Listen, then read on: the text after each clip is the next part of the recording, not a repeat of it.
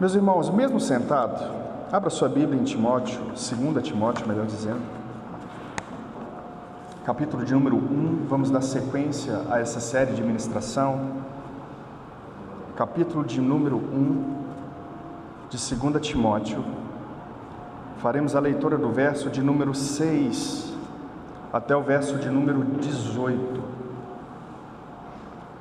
2 Timóteo, capítulo de número 1, verso de número 6 até o verso de número 18. O texto diz assim: Por essa razão, pois, te admoesto que reavives o dom de Deus que há em ti pela imposição das minhas mãos. Porque Deus não nos tem dado espírito de covardia, mas de poder, de amor e de moderação. Não te envergonhes, portanto, do testemunho de nosso Senhor, nem do seu encarcerado, que sou eu. Pelo contrário, participa comigo dos sofrimentos, a favor do Evangelho, segundo o poder de Deus, que nos salvou e nos chamou com santa vocação. Não segundo as nossas obras, mas conforme a sua própria determinação e graça que nos foi dada em Cristo Jesus, antes dos tempos eternos, e manifestada agora pelo aparecimento de nosso Salvador, Cristo Jesus, o qual não só destruiu a morte, como trouxe à luz a vida e a imortalidade mediante o Evangelho, para o qual eu fui designado pregador, apóstolo e mestre. Todavia, não me envergonho, e por isso estou sofrendo essas coisas. Todavia, não me envergonho, porque sei em quem tenho crido e estou certo de que Ele é poderoso para guardar o meu depósito até aquele dia. Mantenha o padrão das sãs palavras que de mim ouvistes com fé e com o amor que está em Cristo Jesus. Guarda o bom depósito mediante o Espírito Santo que habita em nós. Está ciente de que todos os da Ásia me abandonaram. Dentre eles cito Fígelo e Hermógenes. Conceda ao Senhor misericórdia à casa de Onesíforo, porque muitas vezes me deu ânimo e nunca se envergonhou das minhas algemas. Antes, tendo ele chegado a Roma, me procurou solicitamente até me encontrar. O Senhor lhe conceda naquele dia achar misericórdia da parte do Senhor. E tu sabes, melhor do que eu, quantos serviços me prestou ele em Éfeso. Só até aí. Feche os seus olhos mais uma vez. Peço ao Senhor para falar ao seu coração. Pai, em nome de Jesus, nós clamamos ao Senhor, porque nós sabemos que do Senhor vem todas as dádivas, todo o dom. Do Senhor vem o ânimo, do Senhor vem a alegria, do Senhor vem todas as coisas. Meu Senhor, não existe outro Deus além de Ti. Nós clamamos ao Senhor, Tu que és o Deus de Abraão, Isaque e Jacó, Tu que és o Deus dos profetas, Tu que és o Deus de Davi, tem misericórdia de nós e nos ajude nessa manhã. Fale poderosamente aos nossos corações, Senhor. Mas nós queremos que o Senhor fale e plante essa semente em solo fértil. Ara essa terra, Senhor. Nos ajude, que ela possa cair em solo fértil e dar o seu fruto. Em nome de Jesus, inculca a Tua palavra em nossos corações. Fala aquilo, ó Deus, que nós precisamos ouvir do Senhor nessa manhã, em nome de Jesus, e que eu não venha ser um empecilho. Meu Deus, diante das minhas fragilidades, diante dos meus erros, eu não quero ser um instrumento falho em Tuas mãos, ó Deus, mas que o Senhor possa me usar, não porque eu sou alguma coisa, mas porque Tu és o Deus Todo-Poderoso, e que o Senhor possa falar ao coração de meus irmãos, assim como tem falado ao meu, em nome de Jesus. Amém. Meus irmãos, essa é a segunda ministração de 2 Timóteo. Nós estamos tratando do tema de pai para filhos, e nós temos falado dessas cartas pastorais. E a segunda carta a Timóteo é uma carta ainda mais pastoral, como a gente bem disse na semana passada. 1 Timóteo é uma carta mais eclesiológica. 2 Timóteo é uma carta mais pessoal, trata de temas mais profundos, de amores, de desavenças, como a gente viu aqui. E nessa carta nós vamos ver hoje a respeito de encorajamento. nós vamos ver também a respeito das certezas que o amor a Jesus nos leva a crer. E nós vamos ver e falar também de coragem. O que o Evangelho nos dispõe a ser. Eu não sei se você já foi encorajado, porque na verdade todos nós precisamos ser encorajados em algum momento de nossas vidas. Nós precisamos de coragem. Por quê? Porque o pecado, ele afetou a nossa vida de uma maneira terrivelmente completa. Ele afetou a nossa mente, são os efeitos noéticos do pecado, que é conhecido. Nós não temos muita certeza, nós às vezes as nossas emoções sobrepõem a nossa razão, a verdade do Evangelho. A gente precisa ser encorajado o tempo inteiro. E eu quero trazer luz aqui e fazer com que você se lembre dos momentos de encorajamento que você teve na sua vida. Por exemplo, no seu casamento, às vezes você passou por uma grande crise e você precisou de ajuda, você precisou de conselho. Às vezes um irmão chegou para você e disse: não desista do seu casamento. Não, é assim mesmo que acontece, as pessoas brigam, as pessoas precisam se encaixar. Não desista do seu casamento, não termine o seu casamento. Talvez assim como eu, você também já foi encorajado a respeito do seu casamento. Você também, acredito eu, que foi encorajado a respeito do seu trabalho também. Às vezes você abriu um negócio e passou por um período muito ruim, comercialmente dizendo, economicamente dizendo. E você estava a ponto de fechar o seu negócio e de repente você ouviu uma voz que dizia: não, insista mais um pouquinho. Não feche as portas agora, esse momento vai passar. Continue, não feche a sua banca, você logo encontrará corte aí. Não feche a sua fábrica, não feche o seu comércio, enfim. As motivações, os conselhos de ânimo existem e estão aí distribuídas à torta e à direita. Nós precisamos ser encorajados. E Deus usa o encorajamento para nos fazer continuar a caminhar. E aqui no verso de número 6 e 7, nós vemos essa admoestação de Paulo a Timóteo. Paulo diz: por essa razão, pois, te admoesto que reavives o dom de Deus que é em ti, pela imposição das minhas mãos. Porque Deus não nos tem dado um espírito de covardia, mas de poder, de amor e de moderação. O texto começa dizendo: por essa razão. Qual a razão é essa?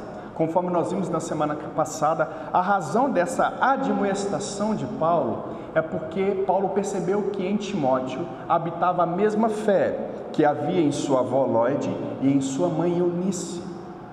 Perceba, todos aqueles que têm fé precisam ser reanimados também. Até o grande ou pequeno jovem Timóteo precisava desse ânimo. Eu te admoesto que reavives. A palavra grega aqui para reavivar, reavives, quer dizer acender o fogo, inflamar a mente, reavivar, trazer vida novamente. Reavives o que? Segundo Paulo, o dom de Deus que habita ou que há em ti. Perceba que Paulo está dizendo para Timóteo: Timóteo, sabe esse dom que você deixou apagar? Pois bem, eu te admoesto agora, por causa da fé que habita em sua avó Lóide e em sua mãe Eunice, que você ative de novo, reavives esse dom que há em você, esse dom que foi dado por Deus, mas que habita em você. Aí Paulo diz: pela imposição das minhas mãos. Paulo, eu não sei se os irmãos vão se lembrar, na primeira carta, ele já havia usado esse argumento. Em 1 Timóteo capítulo de número 4, verso 14, Paulo diz: não te faças negligente para com o dom que há em ti, o qual te foi concedido mediante profecia, com a imposição das mãos dos presbíteros. Mais uma vez, meus irmãos, Paulo está demonstrando Timóteo a lembrar das profecias que foram ditas a respeito do próprio Timóteo, da ação do Espírito Santo que houve naquele momento. Com certeza esse momento aconteceu da seguinte maneira: eles estavam em um momento de oração, Paulo, Timóteo e a liderança, os presbíteros de uma igreja, eles estavam em oração. Em determinado momento, o Espírito Santo os guiou a impor as mãos sobre Timóteo. E Paulo estava presente. Ao impor as mãos sobre Timóteo, o Espírito falou por profecia, usando essa liderança. E profecias foram faladas a respeito de Timóteo, colocando num lugar onde ele ocupa agora a posição de pastor, a posição de presbítero. Mas olha só que interessante, irmãos. A diferença temporal entre a primeira e a segunda carta é curtíssima. A primeira carta ela foi escrita por volta do ano 65 depois de Cristo, e a segunda carta pelo ano 67. Se passaram 2 anos. Olha que interessante. Timóteo está entristecido. Timóteo quer abandonar o presbitério. É isso que está acontecendo aqui, meus irmãos. Timóteo, mediante as suas tristezas e dificuldades, não está animado. O dom que Deus havia dado para ele está sendo apagado. Atenção para isso. Existem dons apagados. Homens que foram chamados para ocupar cargos e receberam dons da parte do Senhor, mediante tais circunstâncias, apagaram o dom. E Paulo diz: reaviva o dom de Deus que habita em vocês. Se passaram apenas 2 anos. Mas por que Paulo está trazendo todo esse argumento mais uma vez? Perceba, Timóteo foi animado na primeira carta. 2 anos depois ele está sendo animado de novo a continuar a batalhar. Mas por que isso poderia ter acontecido? Primeiro, Timóteo estava limitado por frequentes enfermidades. Talvez as enfermidades constantes de Timóteo o levaram a desanimar. Talvez você está fazendo uma grande obra do Senhor, aí você é acometido com enfermidades. Aí você fala: Senhor, eu já ouvi muito isso, tá, irmãos? Senhor, mas eu que estou fazendo a sua obra, estou com câncer? Como assim? Eu que sou santo e fiel, tenho sofrido naquela igreja, com um monte de irmão cheio de problema, e o Senhor me ainda permite que um câncer me acometa ainda. Timóteo tinha frequentes enfermidades, mas isso não quer dizer abandono de Deus. Isso não quer dizer que Deus está triste com você. Isso não quer dizer nada. Isso é a natureza pecaminosa. O nosso corpo está deteriorando, meu querido. O pecado, as doenças nos afligem, os malvados nos irritam, nos entristecem por causa do pecado. Essa pode ser uma razão. A segunda razão é porque Timóteo realmente era muito tímido. Paulo, em sua primeira carta aos Coríntios, no capítulo de número 16, no verso de número 10, diz assim, ó: e se Timóteo for, vede que esteja sem receio. Timóteo, além de jovem, era um homem extremamente tímido. Eu gostaria de chamar sua atenção, meu irmão, para uma chama que poderia ter surgido no seu coração, no seu peito.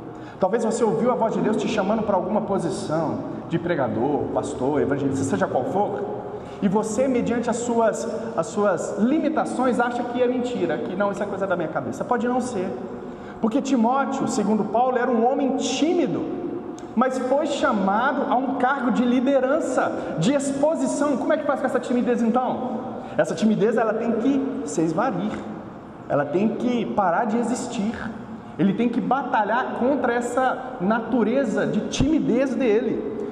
Timóteo poderia ser tímido e talvez por isso ele esteja desanimado em relação ao ministério. Em certo sentido, nós já vimos, Timóteo era jovem e ele não tinha o apego dos mais velhos.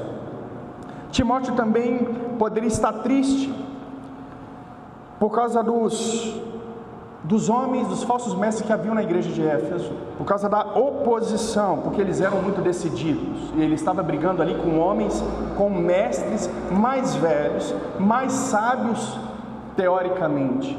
Então, por causa desse embate, talvez ele esteja triste, talvez ele queira desistir do ministério.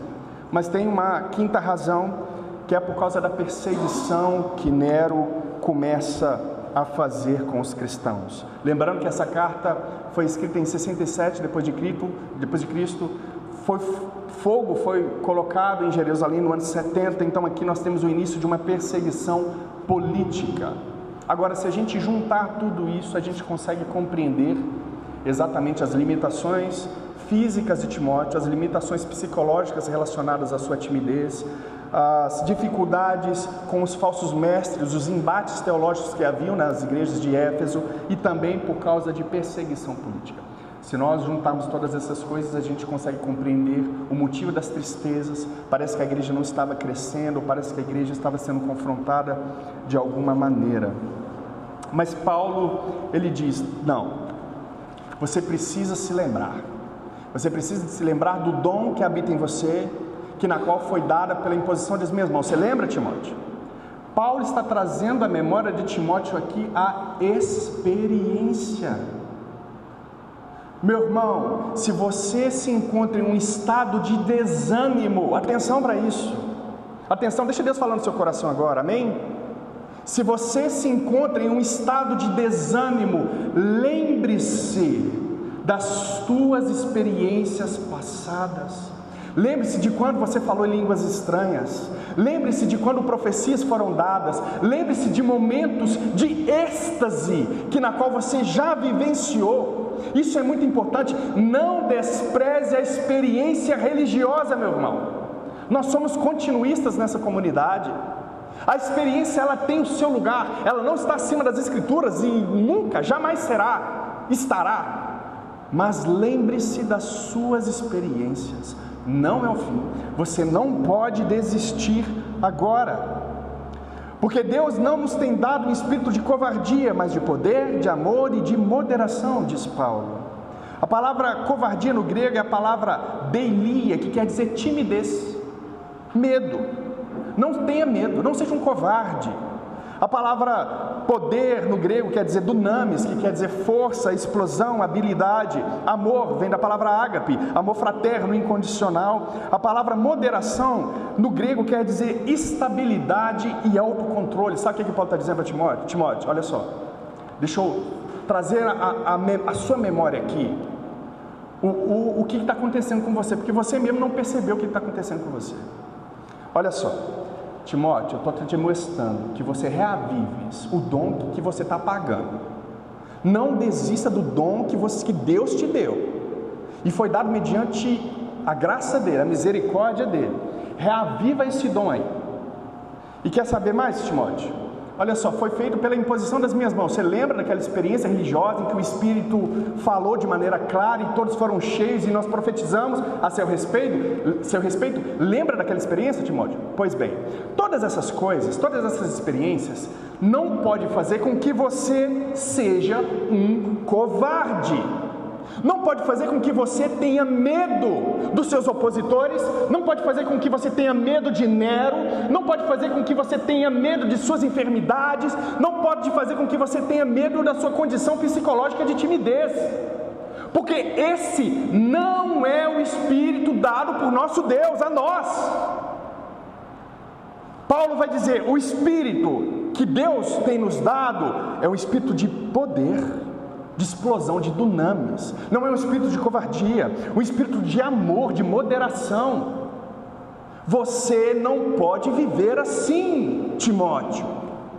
Não condiz com todas as experiências, não condiz com a fé que você tem, que habitou na sua avó, na sua mãe. Não condiz, você tem que ter a postura de quem tem a fé verdadeira. Você tem que ter a postura de quem prega a verdade. Não seja um covarde. Pedro, ao se encontrar com algumas dificuldades semelhantes, no caso, perseguição política e religiosa, em Atos dos Apóstolos, no capítulo número 4, verso de número 29, o apóstolo Pedro diz assim, em oração: agora, pois, ó Senhor, olha para suas ameaças e conceda aos seus servos que falem com toda ousadia a tua palavra, enquanto estendes a tua mão para curar, e para que façam sinais e prodígios pelo nome do teu santo Filho Jesus. Atenção agora, verso 31. E tendo orado, moveu-se o lugar em que estavam reunidos, e todos foram cheios do Espírito Santo, e anunciavam com ousadia a palavra de Deus. Meu irmão, se você se encontra em desânimo, se você tem medo, ore ao Senhor. Esse lugar, ele se moveu quando Pedro estava orando, e todos foram cheios do Espírito Santo, e foram cheios de ousadia.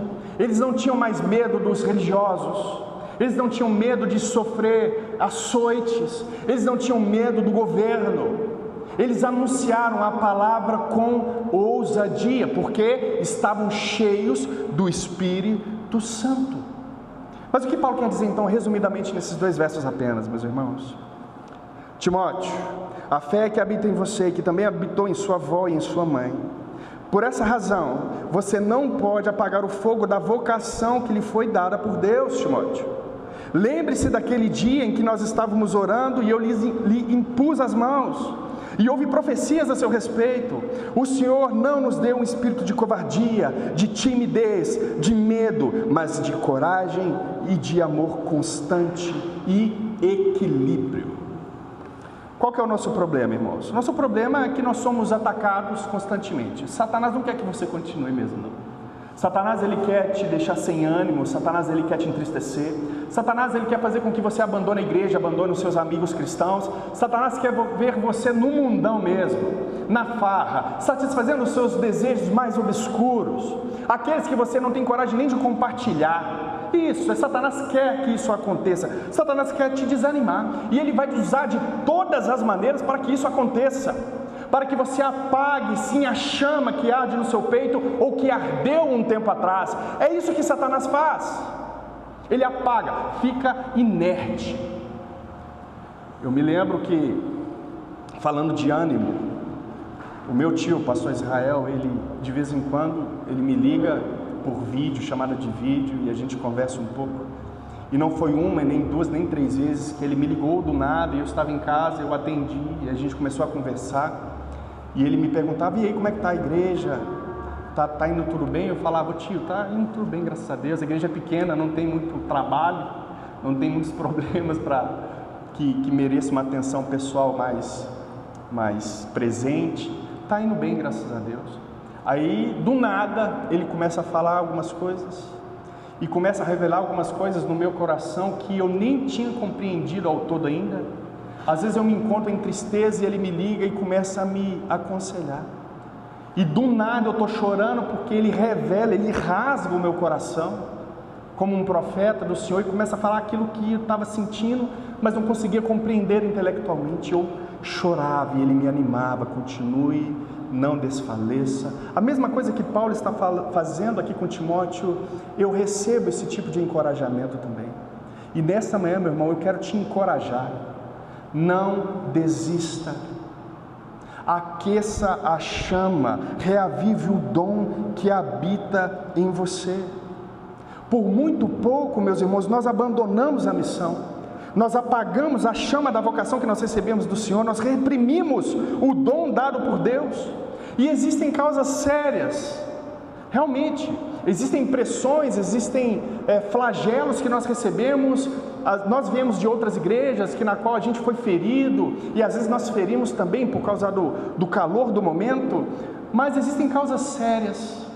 Mas essas causas não podem fazer com que você abandone a missão, abandone a vocação, abandone o dom que foi dado por Deus.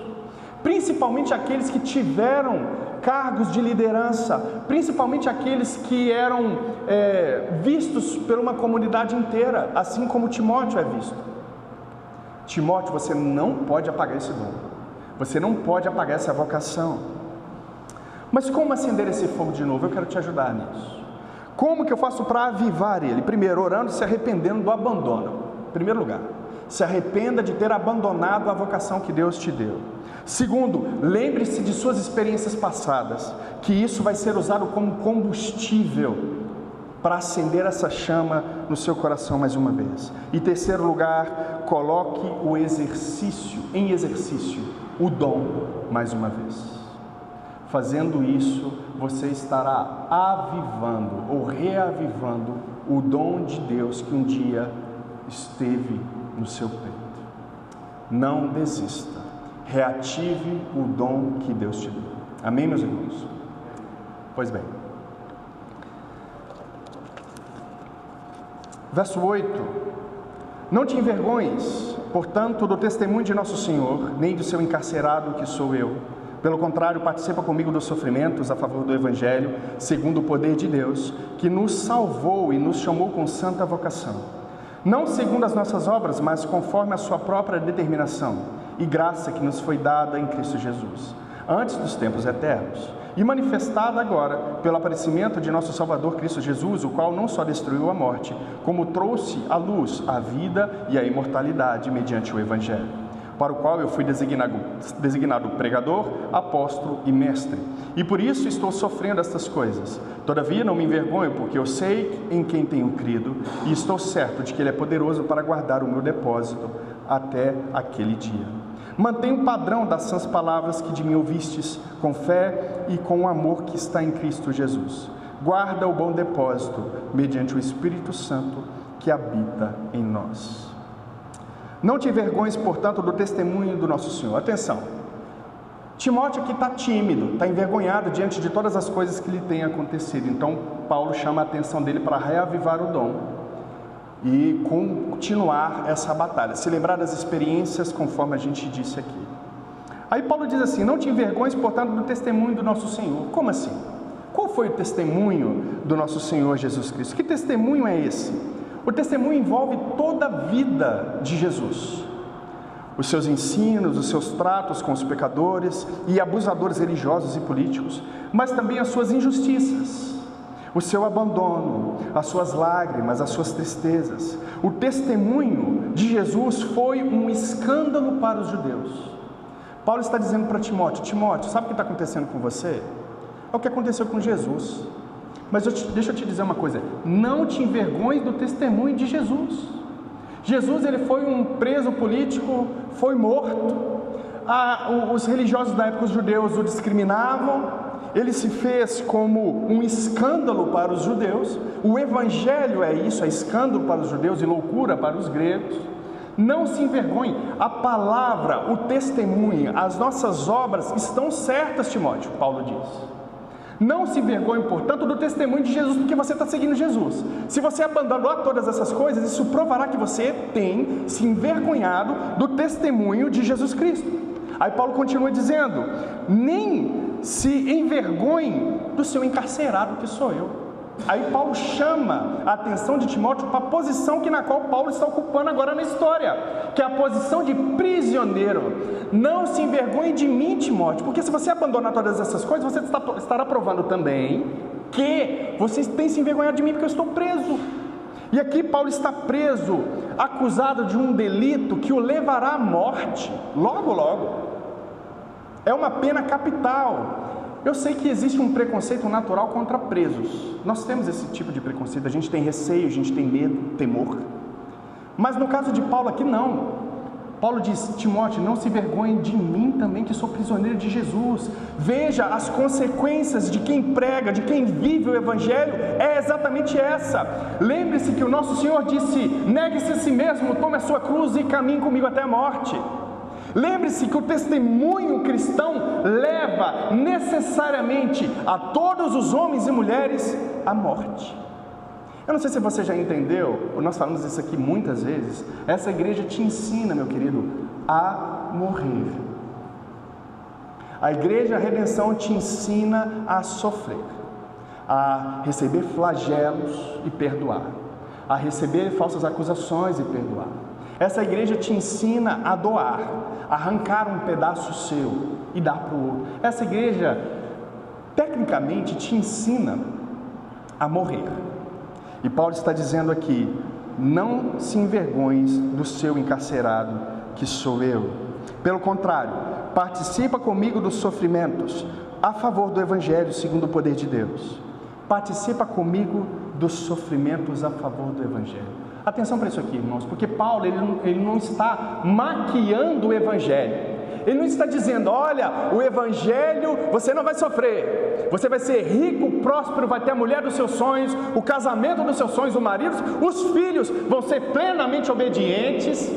Olha, o Evangelho traz isso, é felicidade o tempo inteiro, seus negócios vão dar certo, não vai ter crise para você, vai ter crise no mundo inteiro, mas para você não. É isso que Paulo está dizendo, irmãos? Não, muito pelo contrário, ele está dizendo, está sendo muito claro: Timóteo, participa comigo do sofrimento, Timóteo. Você está aí sofrendo, está certo, participa comigo desses sofrimentos em favor do Evangelho. Evangelho é morte, meu irmão. Jesus disse: aquele que quiser ganhar a sua vida, perdê-la-á. Paulo não está maquiando o Evangelho aqui, muito pelo contrário, ele está dizendo a verdade. Sofra comigo, Timóteo. Não abandone o Evangelho, a sua vocação, o seu dom por causa do sofrimento. Isso não pode impedir você de agir, mas participa comigo dos sofrimentos em favor do Evangelho. E esse sofrimento é segundo o poder de Deus. Deus, Ele atua mediante os nossos sofrimentos. Eu estou aqui em cadeias, mas eu não sou um preso político. Eu sou um preso de Jesus Cristo. Não foi Nero que me prendeu. Quem me prendeu foi o próprio Cristo. Eu sou prisioneiro de Jesus. Não importa a situação na qual você esteja, meu irmão, você está na condição por causa de Jesus. Seja ela pobreza, seja ela enfermidade, seja ela tristeza, de qual nível for, você o está por causa de Jesus Cristo. Aqui no caso, nesse caso específico, por causa da pregação do Evangelho, ok? Não é por causa de pecados que você cometeu, não. Se você é preso, se você está sofrendo por causa da pregação do Evangelho, você é um preso de Jesus Cristo. Você é um sofredor de Jesus Cristo. Não daquela pessoa que te fez o mal, não do político que te prendeu, não. É por causa de Jesus Cristo. Participa comigo. Que Deus nos salvou e nos chamou com santa vocação, não segundo as nossas obras, mas conforme a sua própria determinação e graça que nos foi dada em Cristo Jesus antes dos tempos eternos. Olha o que Paulo está dizendo, meus irmãos, isso aqui é fantástico. Jesus, Paulo diz, Ele nos salvou, está falando com Timóteo, esse Deus nos salvou e nos chamou com santa vocação. Paulo está dizendo: Timóteo, a salvação te inclina a uma vocação, sempre, meu irmão.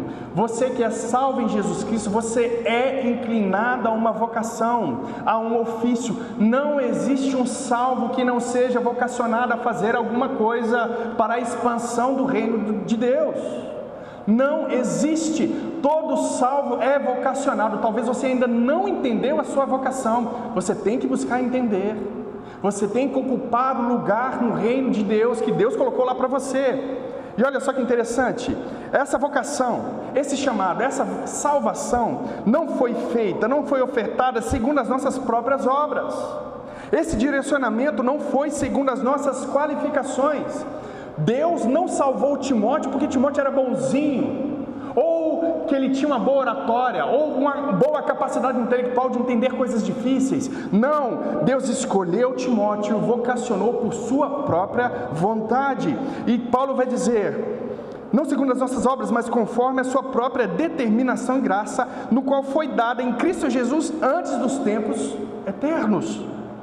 Antes que tudo fosse criado, Deus já havia escolhido Timóteo, vocacionado Timóteo. Isso foi feito excluindo completamente as nossas obras.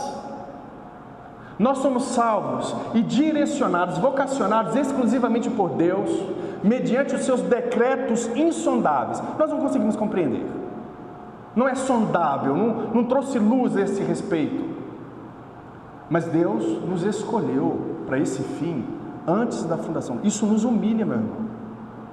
Isso nos faz ficar no lugar humilhado. Eu não sou nada, todas as potencialidades que eu tenho foi Deus que me deu, toda a força criativa, toda a força muscular, não interessa o que foi dado exclusivamente por Deus. Não existe méritos em você, meu irmão. Não existe nenhum milímetro de mérito. Toda glória, toda graça é dada ao nosso Deus, que capacita os homens em suas vocações. Verso 10: e manifestado agora pelo aparecimento de nosso Salvador Jesus Cristo, o qual não só destruiu a morte, como trouxe à luz a vida e a imortalidade mediante o Evangelho. E manifestar agora pelo aparecimento de nosso Salvador Jesus Cristo. A palavra manifestado aqui quer dizer tornar visível. Não quer dizer que só agora apareceu, não. A graça de Deus, ela já estivera oculta, embora operante no passado, mas que agora se manifesta ou se manifestou pela encarnação do Verbo, ou seja, pela vida de Jesus Cristo. Paulo diz, isso aqui é fantástico, o qual não só destruiu a morte. Esse é o grande problema do ser humano, a morte. Deus disse lá em Gênesis, no dia que comeres, certamente você morrerá. O nosso problema é o problema da morte, e a encarnação do Verbo, o aparecimento de nosso Senhor, não só manifestou destruindo a morte, mas como trouxe luz à vida. A vida aqui se refere à ressurreição de Jesus Cristo, porque nós havemos de ser como Ele o é. Isso ainda estava obscuro para nós, mas com a ressurreição de Jesus Cristo veio luz e nós o vimos. Nós seremos semelhantes a Ele. Essa é a verdadeira vida, ok? E a imortalidade mediante o Evangelho. Essa promessa que outrora foi prometida no passado, agora é cumprida em Cristo Jesus. Nós estamos vivendo um meio tempo chamado já, mas ainda não. Mas nós já temos e já desfrutamos dessa vida eterna, dessa imortalidade. E tudo isso mediante o Evangelho. Isso quer dizer que essa imortalidade, que a vida, que a vitória sobre a morte não acontecerá fora de Jesus, fora do Evangelho. As outras religiões estão erradas. Islamismo está errado, budismo está errado, as religiões orientais em suas diversas modificações estão erradas. Somente o Evangelho é verdadeiro. A vitória sobre a morte, a verdadeira vida e a imortalidade só se encontram em Jesus Cristo. Aí Paulo diz, para o qual eu fui designado pregador, apóstolo e mestre. Paulo está dizendo aqui a respeito de sua vocação para Timóteo. Timóteo abandonou a vocação dele. Paulo está dizendo, sabe qual que é a minha, Timóteo? Eu fui vocacionado a ser um pregador, um apóstolo e um mestre. É uma tríplice vocação de Paulo aqui. Pregador, porque ele tinha que proclamar o Evangelho. E segundo os Coríntios, Paulo, atenção para isso, pregador. Quero incentivar você. Você que deseja pregar, você que deseja algum dia assumir esse posto. Segundo os Coríntios, Paulo tinha uma fala mansa. Paulo tinha uma fala ruim. Em determinado momento ele estava pregando durante muitas horas num lugar e um irmão encostou na janela e ele dormiu. Ao dormir ele caiu para trás e caiu lá de cima, morreu. Paulo foi lá, ressuscitou o homem. Mas olha só para você ver, o irmão morreu ouvindo São Paulo pregar. Segundo os Coríntios, Paulo tinha uma voz ruim de se ouvir. Ao contrário, outros homens eram bons oradores, como Apolo. Por isso nos diziam, eu sou de Paulo, outros de Apolo, outros de Cefas. Porque existia uma diferença na oratória deles mesmos. Existiam diferenças potenciais. Então você, meu irmão, que acredita que não fala bem em público, tem um caminho para você aqui, para pregar. Não desanime em relação à pregação. Paulo era esse homem, e ele foi incumbido por Deus para pregar. Paulo foi incumbido por Deus a ser um apóstolo. Ele tinha o dever de falar apenas aquilo que lhe foi ordenado como um apóstolo do Senhor. Paulo também foi mestre, ou seja, ele tinha o dever de comunicar prudentemente a instrução acerca das coisas pertencentes à salvação e à glória de Deus com fidelidade extrema. Comunicar prudentemente. Aí Paulo no verso 12 diz, é por isso, Timóteo, que eu estou sofrendo essas coisas. Todavia, não me envergonho, porque eu sei em quem tenho crido, e estou certo de que Ele é poderoso para guardar o meu depósito até aquele dia. É por isso que eu estou sofrendo, Timóteo. É porque eu sou um pregador, eu sou um apóstolo e eu sou um mestre. Em outros lugares, Paulo vai dizer que ele levava no seu corpo as marcas de Jesus. É por esse motivo que nós deveríamos sofrer, meu irmão. A gente não deveria sofrer por causa de pecado. Pecados que a gente constantemente cai, que a gente nunca se liberta, porque a gente ama mais pecado do que a Deus. Nós deveríamos nos alegrar em sofrer por amor ao Evangelho. Paulo diz, eu sei, é por isso que eu estou sofrendo essas coisas. Mas logo em seguida ele diz, mas eu não me envergonho desses sofrimentos. Os judaizantes se envergonham porque eu estou sofrendo. Os religiosos se envergonham. Muitos dos nossos irmãos e amigos se envergonham de nós porque nós estamos presos. Mas eu, Timóteo, não me envergonho. Você sabe por quê? Porque eu sei em quem eu tenho crido, Timóteo. Eu sei que as palavras que eu prego e a vida que eu vivo é a verdade que me foi revelada. Ele poderia muito bem ter chamado aqui no argumento a experiência que ele teve a caminho de Damasco. Eu vi Jesus, Timóteo. Eu persegui a igreja como um judaizante. Esses judaizantes estão aí brigando com você teologicamente, mas eles não sabem de nada, como a gente já viu na primeira carta. Mas eu sei, Timóteo, em quem eu tenho crido. Você sabe em quem você tem crido, meu irmão? Você sabe que os sofrimentos que você tem sofrido por amor ao Evangelho é a verdade?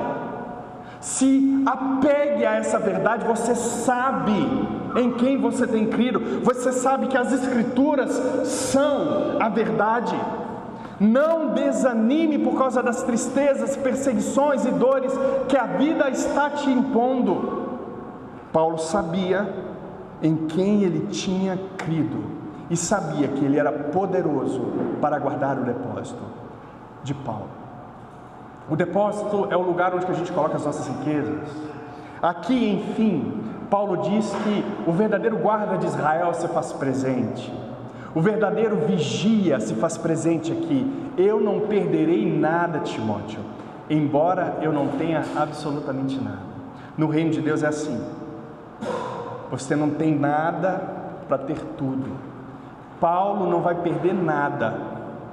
Nada que lhe foi dado.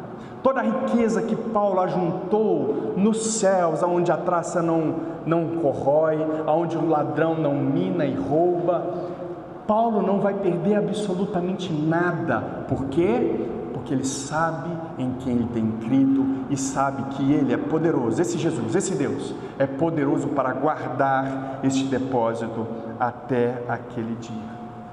Paulo continua dizendo, verso 13: mantenha o padrão das sãs palavras que de mim ouvistes. Não mude o Evangelho para agradar um ou para agradar outro, Timóteo. Não faça essa mudança. Existe um padrão, meu irmão, do Evangelho. Existem doutrinas fixas que com o passar do tempo elas não podem ser modificadas, elas não são modificadas. Paulo está aqui dizendo, Timóteo, não crie heresias. Não acrescente à Escritura aquilo que não contém nela, mas guarde as sãs palavras que de mim ouvistes. Mantenha o padrão dessas palavras, com fé e com amor que estão em Jesus Cristo. A fé e o amor são utensílios que nos levam à humildade. A fé em Jesus Cristo, porque toda obra é dele, toda doutrina é dele, toda verdade é dele. E amor, porque isso nos coloca em nível de igualdade com o nosso semelhante. Guarda o bom depósito mediante o Espírito que habita em nós. Verso 14. Isso é o Evangelho. Paulo está dizendo para Timóteo, guarda essas sãs palavras. Guarde esse bom depósito mediante o Espírito Santo que habita em vós. Porque não há como você manter fixas as sãs doutrinas sem a ajuda de Deus, meu irmão. Não tem como. Todo o bom depósito que é guardado, esse precioso tesouro que é o Evangelho de nosso Senhor Jesus Cristo, ele só é guardado mediante o Espírito Santo de nosso Deus. E Paulo diz que habita em você e em mim, que habita em nós.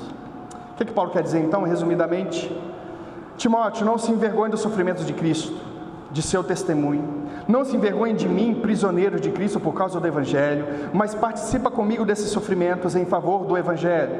Deus opera seu poder em nós. Deus nos salvou e nos vocacionou, não segundo as nossas qualificações, mas conforme a sua própria determinação e graça, que nos foi dada antes da fundação do mundo, que na qual foi manifestada agora, pela manifestação do seu Filho, que derrotou a morte. Mas não só isso, ele também deu luz à vida, ou seja, aquilo que verdadeiramente haveremos de ser, e a imortalidade, porque estaremos com ele mediante o Evangelho somente, para o qual fui designado pregador, apóstolo e mestre, e por isso que eu estou sofrendo essas coisas. Todavia não me envergonho, porque eu conheço Jesus e estou certo de que Ele é poderoso para guardar o meu tesouro até aquele dia.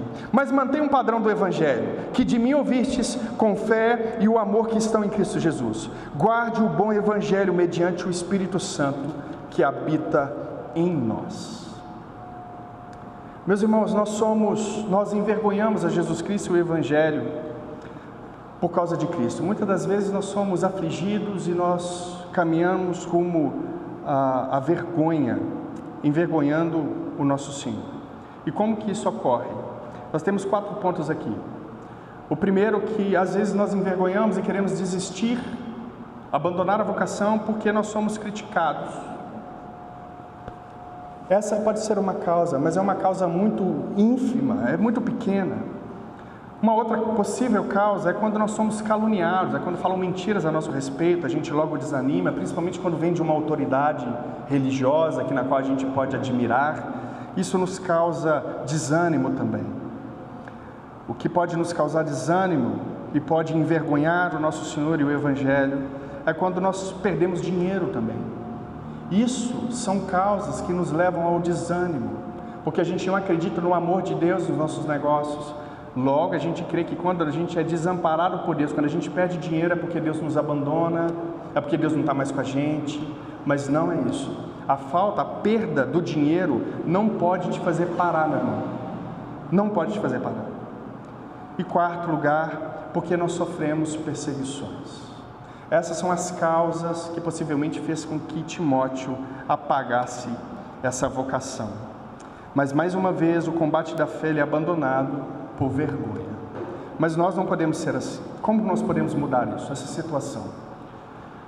Confiando em Jesus Cristo. Paulo diz: eu sei em quem eu tenho crido. Confie nele. Confie em Jesus mesmo. Ele é que guarda o bom tesouro. Ele é que é o bom pastor. Confie em Jesus Cristo. Aquele que perder a sua vida por amor de mim a encontrará. Portanto, continue morrendo. Continue perdendo a sua vida, meu irmão. Não está errado, não. Fulano de tal falou mal de mim e eu tenho que perdoar. Você vai perder. Não dá para me fazer justiça com as minhas próprias armas. Não, você vai perder. A justiça pertence ao Senhor. Tem um irmão que precisa de ajuda, eu tenho que tirar dinheiro do meu bolso para ajudar esse irmão. Você vai perder, meu irmão. Você vai morrer. Aqui, de uma maneira mais física, Paulo sofreu muitos flagelos, apedrejamentos. A sua pele vai se desgastar materialmente mesmo. Vai, meu irmão, porque você é chamado para morrer, mas não está errado, não. Está certo. Paulo diz: eu sou prisioneiro, não de César, não de Nero, não do governo, não do presidente, não do prefeito, mas de Deus. Nós precisamos manter o padrão das sãs palavras da doutrina do Evangelho. Não se perca nisso. Caminho para o final. Sei que foi um pouco extenso. Verso 15. Está ciente de que todos na Ásia me abandonaram, dentre eles cito Fígelo e Hermógenes. Conceda o Senhor misericórdia à casa de Onesíforo, porque muitas vezes me deu ânimo e nunca se envergonhou das minhas algemas. Antes, tendo ele chegado a Roma, me procurou solicitamente até me encontrar. O Senhor lhe conceda naquele dia achar misericórdia da parte do Senhor. E tu sabes, melhor do que eu, quanto serviço me prestou em Éfeso. Eu quero chamar a sua atenção aqui, porque Paulo expõe mais uma vez, na sua segunda carta, 2 nomes aqui. Paulo, ele tem problema com crente frouxo. Atenção para isso, tá? Cuidado com a sua vida de fé, porque para Paulo esse padrão para ele não servia. Lembre-se de quando João Marcos o abandonou e houve um rompimento entre ele e Barnabé. Acredita-se que João Marcos era sobrinho de Barnabé. Eles caminham juntos, quando vem o sofrimento, João Marcos vai embora, abandona eles, e Paulo fala: comigo você não vai andar mais não. Eu não quero esse tipo de crente do meu lado não. Tem que amadurecer ainda. Barnabé insiste, os dois têm uma contenda, rompem. Paulo pega Timóteo, vai para um lado, Barnabé pega o seu sobrinho e vai para outro. Gente frouxo comigo não. Aí Paulo cita 2 nomes aqui, olha que interessante: para que caiam em vergonha. Atenção para o testemunho do apóstolo. Fígelo e Hermógenes. Por que Paulo cita os 2? Provavelmente esses 2 homens eram líderes. Paulo diz, entre eles, no plural. Não eram só eles, não foram só eles que abandonaram Paulo. mas os dois são denominados aqui, colocada evidência neles, porque possivelmente eram líderes que no momento em que foram chamados pelo império para se tornar uma testemunha a favor ou contra Paulo, eles fugiram. Por isso Paulo diz: me abandonaram em minha defesa. Esses dois homens, líderes, possivelmente líderes, que tinham reconhecimento da comunidade, tiveram uma atitude terrivelmente vexamosa. Abandonaram o Evangelho, não quiseram testemunhar em favor da verdade. Por isso Paulo cita, a fé desses homens pode não ser uma fé verdadeira, são frouxos, na hora da morte eles negam a Jesus Cristo. Em Apocalipse está escrito: ser fiel até o que, irmão? A morte, e dar-te-ei a coroa da vida. Tem muito cristão assim, tem muito cristão pé de chinelo, tem crente que mediante qualquer coisinha abandona. Olha o exemplo que Paulo está dando para Timóteo. Timóteo, a sua fé não pode ser uma fé vexamosa assim.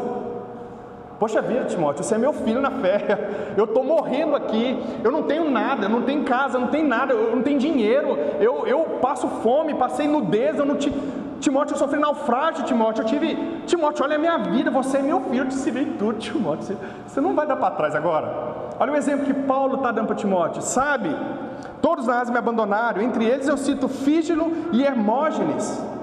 Não seja frouxo, Timóteo, esses homens não têm fé verdadeira, abandonaram quando surgiu a oportunidade deles morrerem. Aí Paulo vai caminhar para um outro lado, verso 16: mas conceda ao Senhor misericórdia à casa de Onesíforo. Atenção para isso, porque muitas vezes me deu ânimo. Atenção aqui, olha para mim, meu irmão. O grande apóstolo Paulo precisou ser animado. Onesíforo foi a pessoa na qual chegou até Paulo diante de suas cadeias e disse: Paulo, não desista. Foi Onesíforo que deu ânimo para o grande apóstolo Paulo. Todos nós precisamos ser encorajados, meu irmão. Você precisa ser encorajado, eu preciso ser encorajado. Não desista, tenha ânimo. O nosso Senhor é o grande guardião. Onesíforo, Timóteo, ele veio e me deu ânimo, ele não teve medo da morte. Alguns teólogos vão dizer que Onesíforo, por causa do testemunho que ele deu perante o império, morreu. Alguns vão ler porque o texto vai dizer assim, conceda o Senhor misericórdia à casa de Onesíforo, à família de Onesíforo. Então alguns acreditam que por causa desse texto, Onesíforo foi um bom servo fiel ao Senhor, mas que morreu politicamente. Então Paulo diz aqui que o Senhor conceda misericórdia à casa dele. Outros teólogos vão discordar, vão dizer que não, que há a possibilidade de Paulo estar mesmo falando isso, não citando diretamente Onesíforo, mas que acontece também nas narrativas. Bom, ele estando vivo ou morto, o importante aqui é o ânimo que ele deu para Timóteo, para Paulo, perdão. Onesíforo animou Paulo. E nós precisamos ser animados. Eu gostaria que você ficasse de pé neste momento. Volta, por favor.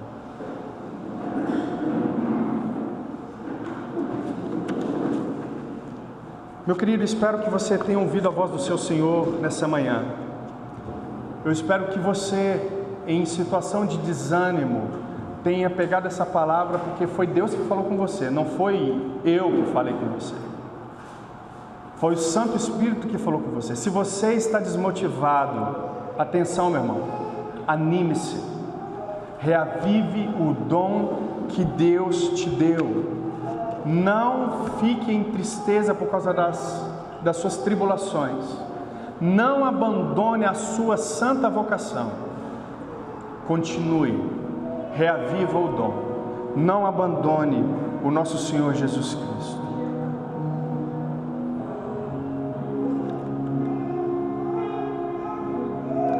Seja o exemplo, seja como Onesíforo e anime os seus irmãos.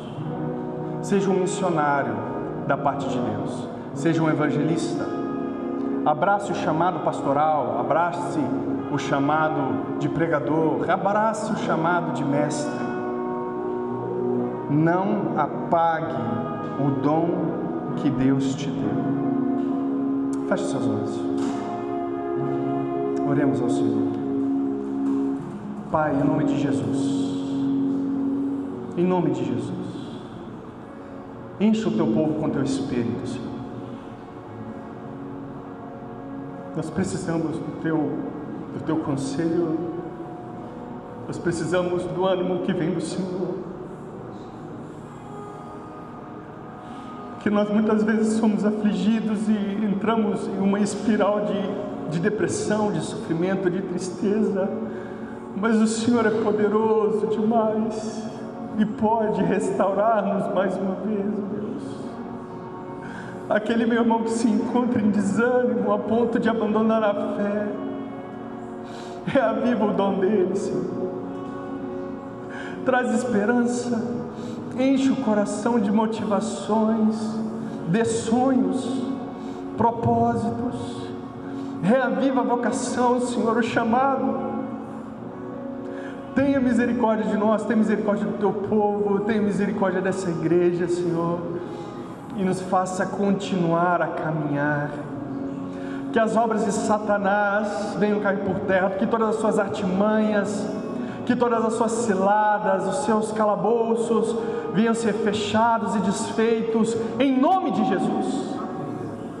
Deus, não deixe que os nossos pecados nos atrapalhem, Senhor, mas perdoa-os, lave nossas vestes, as transforma, faça-as ficar brancas como a neve, em nome de Jesus Cristo.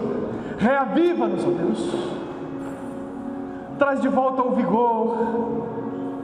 Esperamos no Senhor a restauração, que o Senhor possa nos restaurar, para a honra e glória do teu santo e bondoso nome, em nome de Jesus. Amém. Meus irmãos, este é o momento em que você tem liberdade para trazer os seus